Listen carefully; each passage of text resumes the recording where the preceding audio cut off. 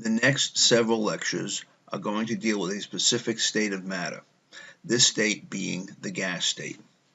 And to understand gases, you need to understand what is called the kinetic molecular theory of gases. Gases will fill the container they are in. That means that gases have no fixed volume and they have a variable shape. There are two types of gases. There are ideal gases and there are non-ideal gases. Ideal gases are really a model of how gases behave. Non-ideal gases are gases in real life. If you keep the temperature of the gases high and the pressure low, then most gases will behave in an ideal fashion. You can use the kinetic molecular theory to explain these behaviors. Now, the kinetic molecular theory makes 5 assumptions. I'm going to list the 5 and then go over them in a little more detail. The first, gas molecules have no volume. Second, there are no intermolecular forces between gas molecules. The gas molecules move rapidly and straight until they hit something is the third assumption. The fourth assumption is that when the gases do hit something, the collisions are totally elastic and they bounce off without any loss of velocity. And the average kinetic energy of a gas is directly related to the temperature in a unit called Kelvin. So let's start with the first assumption, that gases have no volume. If you look at gas molecules in a container, the size of each individual gas molecule is so small relative to the size of the container, it is negligible. So we will assume that it has no volume. Because the distance between the molecules is so great, the D in Coulomb's law is of such a size that the force is negligible. Remember, force and distance are inversely related. Coulomb's law. The gases move in a straight line until they collide with something. That's basically simple physics. Now we need a new definition. Gas pressure is the number of collisions of the gas molecules with the container wall per unit time. I usually use seconds, so you will hear me say that pressure is equal to collisions per second. Now, these collisions are totally elastic. That means no kinetic energy is lost. The molecules hit something and they bounce off, and they have the same velocity when they bounce off as when they hit. And the average kinetic energy of a gas is directly related to the temperature in Kelvin. Now, temperature is a measurement of the average atomic kinetic energy of a substance. The higher the average kinetic energy, the higher the temperature. The temperature in Kelvin and the average kinetic energy are directly related. If I double the kinetic energy, then the temperature must have been doubled. If I quarter the Kelvin temperature, then the average kinetic energy must also be quartered. Kelvin, because I know you've been wondering, is the temperature in Celsius plus 273, and 0 Kelvin is absolute zero.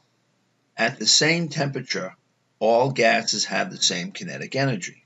Now, kinetic energy is 1/2 mv squared, where m is mass and v is velocity. That means if I hold the kinetic energy constant, then mass and velocity must be indirectly related. If one goes up, the other must go down in order to keep the product consistent. That means at the same temperature, a heavier gas, a gas with a higher molar mass, will move slower than a lower molecular weight gas, and vice versa. The lower molecular weight will move faster. Now you can graph the number of particles versus speed because we're talking average speed or average kinetic energy. So some molecules will be moving slower, some will be moving faster. And that graph will look like this, which looks similar to a bell-shaped curve. This is called a Maxwell-Boltzmann distribution. Now, the Maxwell-Boltzmann distribution is not all that useful looking at one temperature. It really becomes helpful when you're looking at two temperatures.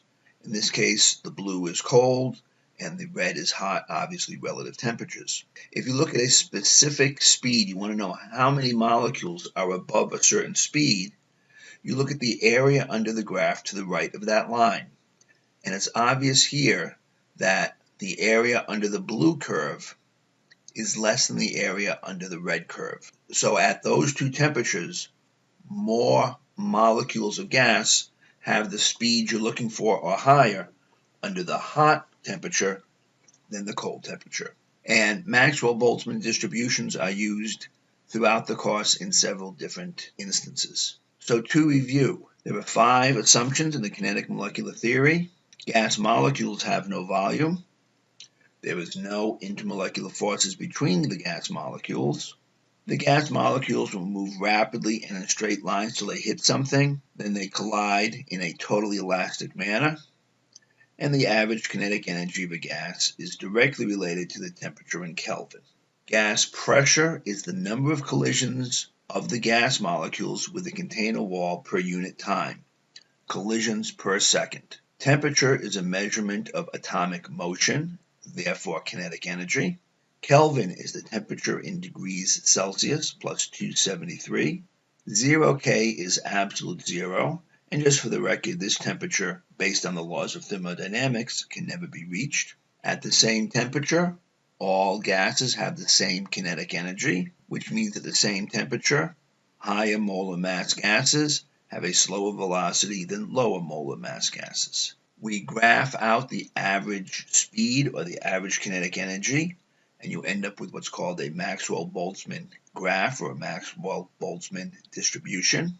The ideas of the kinetic molecular theory are going to be used to explain gas behavior, and if you can understand and visualize kinetic molecular theory, the gas laws, which help explain gas behavior, will make sense. So in the next video, we're going to talk about 2 gas laws, and we really won't use the kinetic molecular theory. However, in the lecture after that, I'm going to deconstruct one of the gas laws, and their kinetic molecular theory will really be handy.